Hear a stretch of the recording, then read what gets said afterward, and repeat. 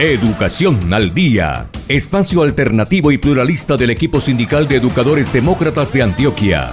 Dirección General, Omar Arango Jiménez.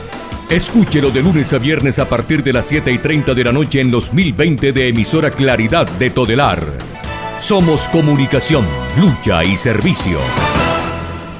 Amables oyentes de Educación al Día, muy buenas noches. Bienvenidos a este espacio radial del equipo sindical de educadores demócratas del departamento de Antioquia. Hasta ahora saludamos a todos nuestros oyentes quienes nos sintonizan desde las 7:30 de la noche todos los días de lunes a viernes. Mi nombre es Karina Arango Carbonó y les doy la bienvenida a este espacio para la actualidad y la educación. Bienvenidos. Porque primero está la vida y la salud de nuestros estudiantes, familias, docentes, directivos docentes y administrativos. Decimos no a la alternancia, no a la presencialidad a partir de agosto. Invitamos a la comunidad educativa a respaldar la desobediencia civil. Seguiremos el trabajo desde las casas. Unidos vamos con FECODE. Y a esta hora en nuestro programa Educación al Día nos acompaña Victoria Avendaño. Ella es docente y líder sindical. Muy buenas noches, ejecutiva Victoria. Bienvenida a nuestro programa Educación al Día. Buenas noches, Karina. Un saludo para ti, para todos los radioescucha de Educación al Día, en especial a los docentes y demás miembros de la comunidad educativa. Muchísimas gracias por esta invitación. Ejecutiva Victoria, recientemente nos hemos enterado de su renuncia al Comité Ejecutivo de FECODE. Contémosle a todos los oyentes de Educación al Día, a los docentes del Departamento de Antioquia que hasta ahora nos escuchan, a qué se debe esta decisión y con qué continuará usted en este ámbito sindical. Efectivamente, en la primera reunión del Comité Ejecutivo de FECODE presenté mi carta de renuncia como ejecutiva y solicité la cooptación del compañero Miguel Camacho para que asuma la credencial de ejecutivo de FECODE a partir de este mes de enero. La decisión se toma como producto de un acuerdo, Karina, acuerdo que hacemos todos los sectores sindicales y políticos. Aquí en este participamos varios sectores del magisterio de diferentes departamentos, donde acordamos unificar esfuerzos para asegurar la votación necesaria y obtener la credencial que hoy tenemos, con el compromiso de compartir periodo y así pues representar a nuestros maestros y maestras de las diferentes regiones del país. En este caso, el acuerdo fue con un sector del magisterio de Cundinamarca que en cabeza del compañero Miguel Camacho tendrán desde este momento su representación en el Comité Ejecutivo de FECODE. Y bueno, ¿en qué continúo yo? Pues yo continúo en mi lucha sindical, en mi lucha política, porque obviamente esa es la esencia de los líderes sindicales en Colombia y en el resto del mundo. Yo continuaré inicialmente haciendo parte de uno de los equipos de FECODE y posteriormente pasaré a ser parte del Ejecutivo de la CUT Nacional, desde donde continuaré con mi carrera, como lo he dicho, de lideresa sindical en defensa de los derechos de los educadores, de la educación pública y de los trabajadores en general, que es lo que hemos hecho toda la vida. Así que tenemos por delante todo un trabajo por hacer, Karina. Ejecutiva Victoria Avendaño, cuéntenos también ¿cuáles son los retos a los que se enfrenta el magisterio colombiano para este año 2021? Para el magisterio colombiano los retos son muchos, porque nos toca enfrentar los problemas que traemos desde hace mucho rato, como producto de la aplicación de esta desatinada política educativa y en general política que aplican estos gobiernos, hoy el gobierno de Iván Duque. Hoy tenemos una desfinanciación de la educación que ha generado grandes brechas estructurales en la prestación de este servicio, en infraestructura, en cobertura, en jornada única, en canasta educativa, en relaciones técnicas, en lo rural, en lo de conectividad evidenciado hoy en medio de la pandemia. Todas estas brechas se han visto agigantadas en medio de esta pandemia, y el gobierno de Duque y su ministra María Victoria Angulo no han hecho las inversiones que corresponden para resolverlas. Desde FECODE hemos venido exigiendo a este gobierno el cumplimiento de los acuerdos. Fundamentalmente el punto que tiene que ver con la reforma constitucional al Sistema General de Participaciones para garantizar el aumento real y progresivo de los recursos que van a permitir cerrar estas brechas estructurales que mencioné. Es bueno recordar, Karina, que la desfinanciación de la educación pública en estos últimos 18 años es de 200 billones de pesos. Obviamente con esa cantidad que le han sacado a los recursos de la educación pública se han generado todas estas dificultades que evidenciamos en la prestación del servicio educativo. Además de eso, pues continuaremos nosotros rechazando el paquetazo de proyectos de ley que tienen radicados en el Congreso de la República y que atentan contra la Ley General de Educación, que acaban con la libertad de cátedra, con la autonomía escolar y que lo que pretende es avanzar en la imposición de las orientaciones de la OCDE en los asuntos educativos. Nos siguen imponiendo derechos básicos de aprendizaje, mallas curriculares, educación por competencias en un desprecio total por la educación científica. En general, Karina, continuaremos rechazando las propuestas también de nuevas reformas tributarias, pensional, laboral, que profundizan la precarización que hoy tenemos los trabajadores colombianos y que lo que buscan es favorecer al capital financiero, a las grandes multinacionales y garantizar el pago del servicio de la deuda externa. Entonces, tenemos una agenda bastante apretada para el año 2021. Esos son los retos que tenemos, continuar en esta lucha, que es lo que nosotros hacemos. Así que el escenario natural para esas exigencias, que son las calles, nos espera en este nuevo año. Ejecutiva Victoria, con el incremento de los casos de COVID, ¿cómo cree usted que será este regreso a clases que está proponiendo el gobierno nacional bajo la modalidad de alternancia y cuáles son esas condiciones que se deben cumplir para que los niños vuelvan nuevamente a las aulas de clase? También estamos exigiendo al gobierno y a la ministra que modifique la posición frente a la alternancia, que realmente llamar a la presencialidad en la modalidad de alternancia en medio de este panorama que ha venido empeorando, donde hay un aumento exponencial de los contagios en todo el país, en donde vacuna aún no tenemos. Las instituciones educativas no están adecuadas. La bioseguridad y salubridad en cada uno de los planteles y sedes educativas no están garantizadas. Nos estamos enfrentando a nuevas mutaciones del virus y tenemos cepas más agresivas y mortales de acuerdo a los informes científicos, de acuerdo a lo que ha dicho la Organización Mundial de la Salud. Y sin embargo, frente a esto, la posición del gobierno y la ministra de Educación es de insistir en el regreso a clases. Esa es una posición irresponsable de este gobierno. Es una posición suicida. Y nosotros, los docentes y los padres de familia y los mismos estudiantes y todos los miembros de la comunidad educativa, no podemos ser cómplices de esta actitud que va a aumentar el número de contagios, el número de fallecidos por COVID. Esto lo tenemos que mirar de manera integral. No son solo las condiciones de las instituciones educativas, que no son las más adecuadas como le estamos diciendo. También tenemos que mirar las condiciones de la red de salud. Hoy lo que se está diciendo a nivel nacional es que no hay camas suficientes. Las UCI en todo el país están al tope o casi al tope de su capacidad en todas partes.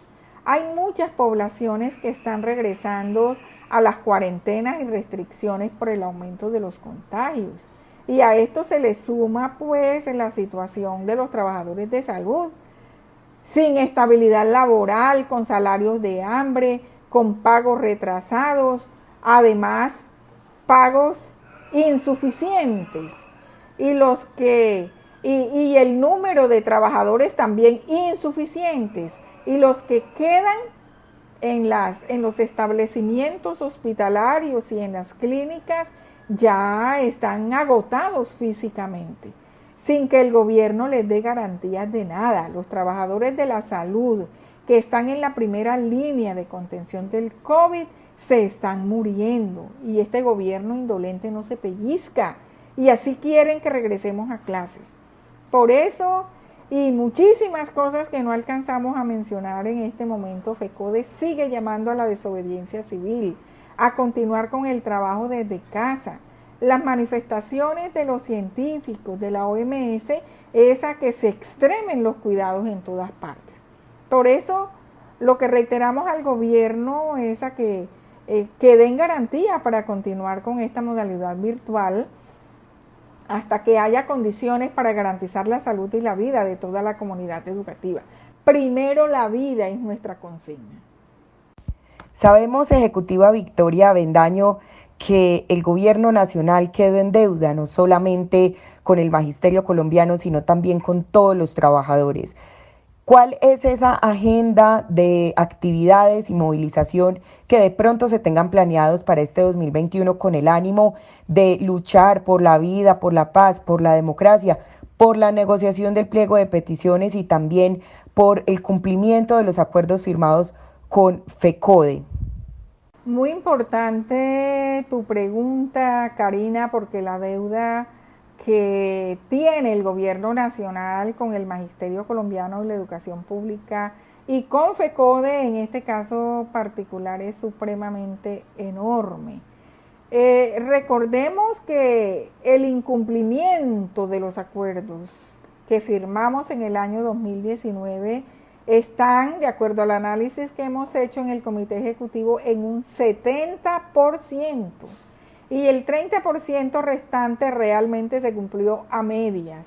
En los próximos meses ya nos toca enfrentarnos a la elaboración y presentación del nuevo pliego de peticiones, donde tendremos que seguir insistiendo en el cumplimiento de esos acuerdos que estamos diciendo firmamos en mayo del 2019, y tenemos temas claves, como ya dijimos, lo de la reforma constitucional al Sistema General de Participaciones, el tema de la salud del magisterio, que cada día está peor, el problema de la seguridad y salud en el trabajo, tan necesaria que ha sido en este momento de pandemia, en donde se ha aumentado el trabajo para los docentes, con ese trabajo en casa que estamos haciendo sin condiciones, pero que nos toca someternos a eso precisamente porque no hay condiciones para regresar a las instituciones, como ya lo dijimos.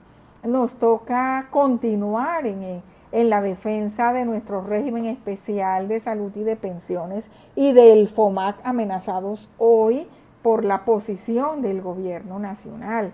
Nos toca exigirle al gobierno que nos sentemos realmente a que concertemos el nuevo estatuto docente, a que haga la convocatoria de los cursos de los 8,000 compañeros que quedaron pendientes de la tercera SDF y la convocatoria de nuevos ascensos y reubicaciones o cuarta SDF. Aquí tenemos pendiente también, y que hará parte de ese pliego de peticiones, el pago de las deudas que existen en todo el país, el respeto a los derechos de la libertad sindical hoy conculcada por este gobierno, el derecho a la vida, que se termine con esos señalamientos, con las estigmatizaciones, amenazas y asesinatos que se están dando contra FECODE, contra los maestros, líderes sindicales y sociales. Además, nosotros en ese pliego de peticiones reiteramos también que el gobierno nacional debe cumplir con ese pliego nacional de emergencia que fue presentada por el Comité Nacional de Paro y las diferentes organizaciones sindicales y sociales que hacemos parte de ello. Entonces reiteraremos allí nuestro respaldo a ese pliego nacional de emergencia y estamos exigiendo obviamente lo de la renta básica, lo del subsidio a las nóminas de trabajadores de las pequeñas, micros y medianas empresas. Estamos exigiendo la formalización laboral y salario decente para todos los trabajadores de los diferentes sectores en Colombia, pero en particular también para los trabajadores de la salud, por lo que estamos mencionando anteriormente. Seguiremos respaldando el llamado de nuestra Central Unitaria de Trabajadores, del Comité Nacional de Paro, del Comando Nacional Unitarios, o sea que la movilización contra esta política de Duque continúa, Karina. Y como tú lo dijiste, continuamos por la defensa de la vida, por la defensa de la paz y la democracia, y continuaremos fortaleciendo esa capacidad de lucha, esas movilizaciones en las diferentes regiones, capitales y poblaciones del país en este 2021. Ejecutiva Victoria Avendaño, muchas gracias por participar esta noche en nuestro programa Educación al Día. ¿Algo más que desee agregar esta noche? Bueno, no puedo despedirme sin mandarles pues ese abrazo para este año 2021, decirles que realmente los deseos de nuevo año es que continuemos con vida, que continuemos sanos, porque para seguir luchando tenemos que estar vivos y sanos. Agradecer la invitación a este prestigioso programa de Educación al Día. Karina, agradecerte a ti por esta invitación importantísima para nosotros en este momento. Mandarles un abrazo a todos y todas, vamos a seguirnos cuidando y mandarle un abrazo a mi compañero Omar Arango. Hasta una próxima oportunidad. Porque primero está la vida y la salud de nuestros estudiantes, familias, docentes, directivos docentes y administrativos. Decimos no a la alternancia, no a la presencialidad a partir de agosto. Invitamos a la comunidad educativa a respaldar la desobediencia civil. Seguiremos el trabajo desde las casas. Unidos vamos con FECODE.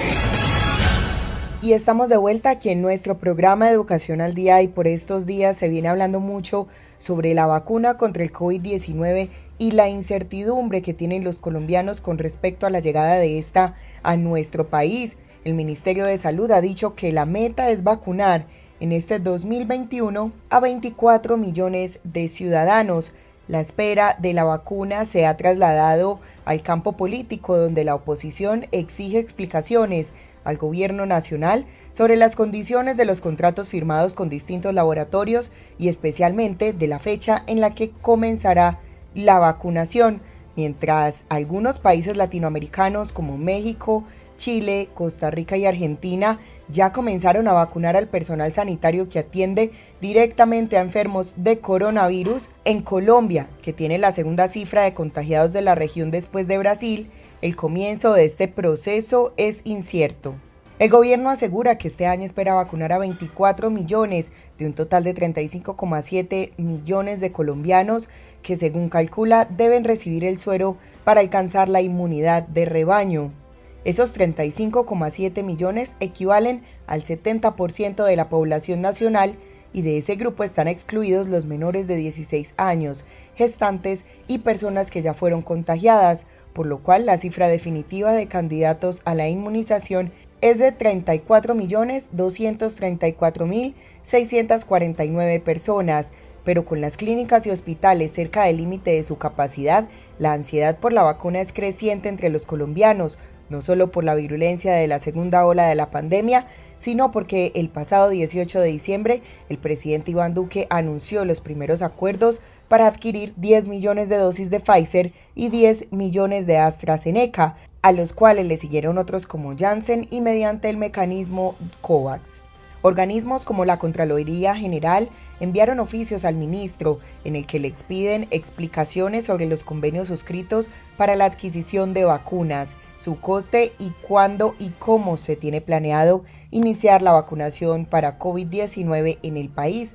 La Procuraduría General instó igualmente al Ministerio de Salud a realizar las aclaraciones, precisiones y complementaciones necesarias para evitar errores en la ejecución del Plan Nacional de Vacunación contra el COVID-19, con 12 observaciones que sugieren que se está improvisando. Por su parte, el representante a la Cámara, Jorge Gómez Gallego, se ha pronunciado al respecto.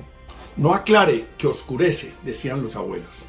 Cada que el gobierno sale a hacer una aclaración sobre el tema de las vacunas, confunde más a la opinión pública. Primero dijo que ya tenían adquiridas y resueltos 35 millones de colombianos vacunados y que empezaban en febrero. Después nos dijo que no, que los contratos no los habían hecho, pero que los estaban haciendo y que en eso no andaban.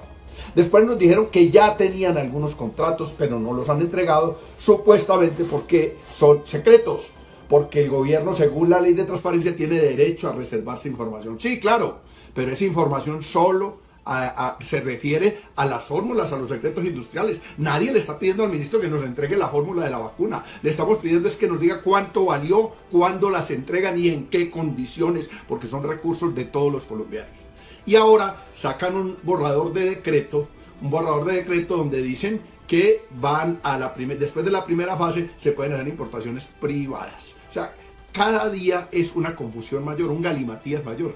Ayer nomás el presidente dijo que le iban a comprar a Janssen 9 millones de vacunas. Y el ministro al renglón seguido dijo que no eran 9, que eran 5. Se le perdieron 4 millones de vacunas en menos de media hora. O sea, yo sí creo que hay que haber transparencia. Yo voy a convocar a una concesión de control político en la Comisión Séptima de la Cámara, que es la que tiene que vigilar estos asuntos de salud, y voy a ponerme de acuerdo con mis compañeros de comisión para que el ministro acuda a la comisión, que puede sesionar aún en el receso del legislativo, para que nos explique en detalle la verdad de esto, porque coger a este gobierno en una verdad se ha vuelto una tarea imposible.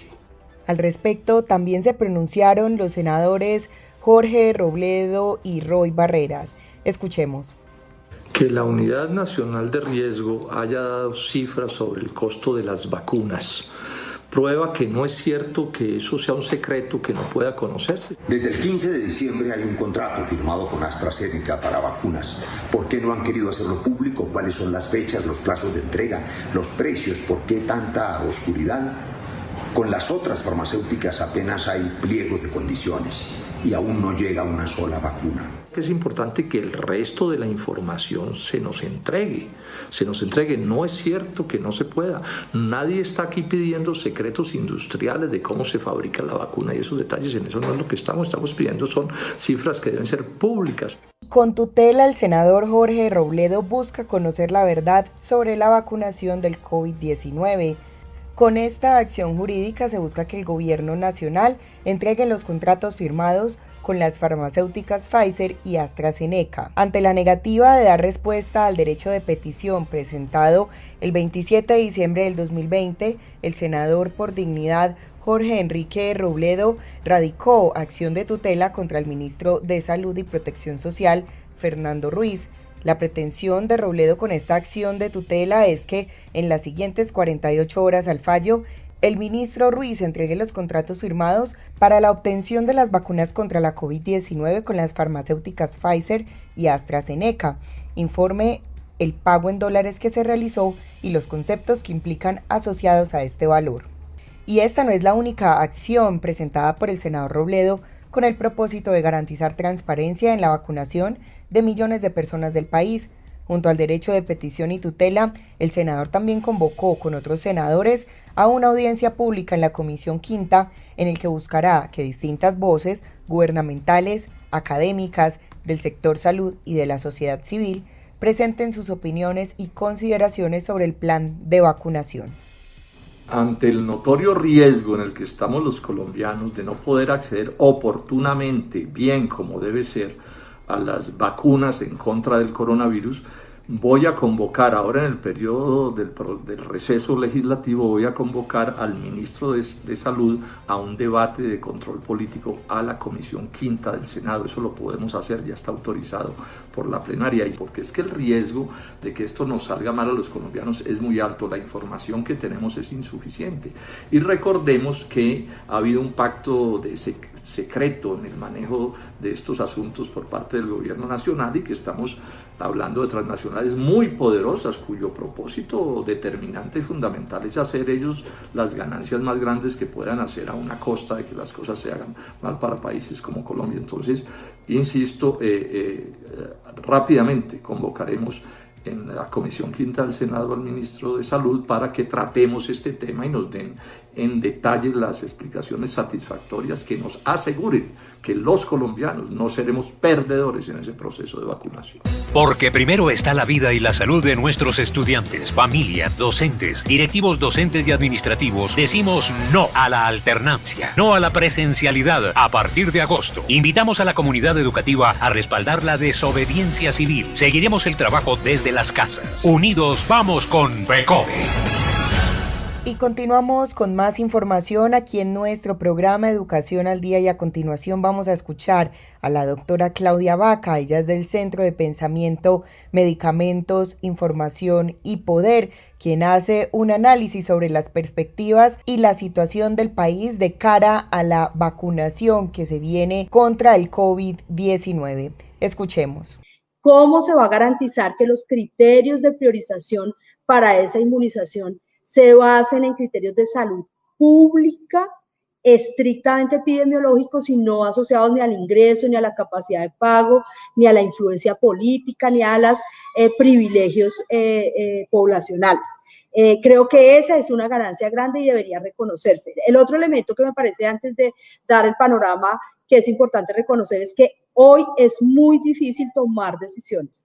No es Colombia solamente el que está en un pico de casos complicado de manejar, es el planeta entero, y la diferencia de este pico con el del año pasado que vivimos en agosto es que coincide lo que está viviendo Europa en materia de aumento de casos con el aumento de casos en América Latina.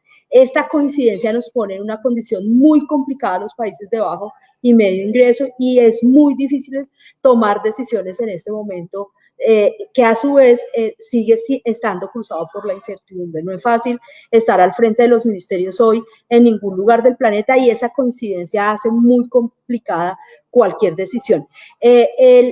Aún habiendo reconocido este esfuerzo de haber socializado un plan de inmunización, el profesor Luis Jorge Hernández de la Universidad de los Andes, la misma Procuraduría General de la Nación, y un artículo que recientemente divulgó Alfredo Molano en la revista Sputnik, destacaba cuáles eran las debilidades de ese plan de inmunización para llamar la atención al ministerio sobre estas debilidades, en la espera de que sean reconocidas y ojalá subsanadas, para garantizar que los esfuerzos que se realizan en adelante tengan éxito en términos de reducción del impacto de la pandemia, pero sobre todo de mejora de las condiciones socioeconómicas y del impacto sobre la población más vulnerable.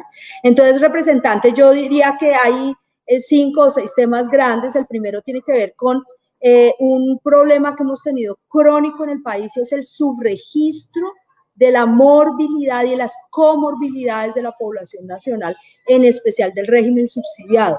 Y si la primera fase de la vacunación está concentrada en identificar los mayores de 65, 70 años con comorbilidades, esto se vuelve un asunto súper crítico. No hay claridad sobre qué entidades tienen que hacer el cruce de la información para identificar a estas personas con comorbilidades, y esta no es una, digamos, campaña de vacunación clásica como la que estamos acostumbrados a manejar, así que este tema de la información es clave. El segundo tiene que ver con el problema de las zonas dispersas y los problemas de los territorios como las zonas más vulnerables nacionales, que tendrían que garantizar que tiene una mirada específica para llegar a ella en este plan de vacunación. El plan sugiere que 5 o 6 ciudades reciban las vacunas y se haga una citación telefónica o de otra naturaleza a las personas que pudieran empezar a ser vacunadas, pero esto no funciona así en los territorios dispersos con los indígenas, en aquellas zonas en donde las personas difícilmente pueden trasladarse a las cabeceras municipales. Existe todo un asunto y un paquete de problemas logísticos, yo diría que es el tercer gran elemento que pudiéramos discutir después con más detalle, cuál es el personal que va a hacer esto, en qué jornada lo va a hacer, cómo van a hacer la dotación de los elementos de bioseguridad, cómo van a garantizar la vigilancia y estabilidad de las vacunas durante el transporte y cuáles van a ser los planes de contingencia para garantizar que se resuelvan rápido los problemas de contingencia sobre conectividad u otros problemas que se puedan presentar. Hay un paquete grande que debería estar incorporado dentro del plan de inmunización y no hay ningún capítulo que hable de él, y es el tema de educación, información y comunicación a la población. La población no sabe y está resistente, un porcentaje, gran parte de ese porcentaje de la población alcanzaría el 40%, que no quiere vacunarse. ¿Cómo vamos a socializar este plan para reducir esta desconfianza y cómo vamos a hacer más transparente estos criterios de priorización? No está claro en el plan. Y tal vez, representante, el tema más álgido, y es ¿por qué no hay fechas exactas del cronograma sobre la llegada de vacunas y sobre cuáles vacunas serían las que empezarían a distribuirse en este plan? Y esto tiene que ver con el esquema y el modelo que eligió Colombia para comprar y establecer el paquete o el portafolio de vacunas que se le va a entregar a la población, que se le va a aplicar, que va a soportar el plan de inmunización nacional. El esquema ha sido predominantemente a través de acuerdos bilaterales con un modelo de compra anticipada que nos tiene en vilo, que posiblemente esté cruzado de un hermetismo, de una falta de transparencia impuesta por la industria farmacéutica y que hace que el gobierno nacional no haya dado fechas exactas porque tampoco tiene fechas ciertas de la entrega de estas vacunas. Y de esta manera hemos llegado al final de nuestro programa Educación al Día. Les recuerdo que este es el espacio radial del equipo sindical de educadores demócratas del departamento de Antioquia. Recuerden que les habló Karina Arango Carbono. Que tengan todos una feliz noche. Educación al Día, espacio alternativo y pluralista del equipo sindical de educadores demócratas de Antioquia. Dirección General, Omar Arango Jiménez. Escúchelo de lunes a viernes a partir de las 7:30 de la noche en los 1020 de emisora Claridad de Todelar. Somos comunicación, lucha y servicio.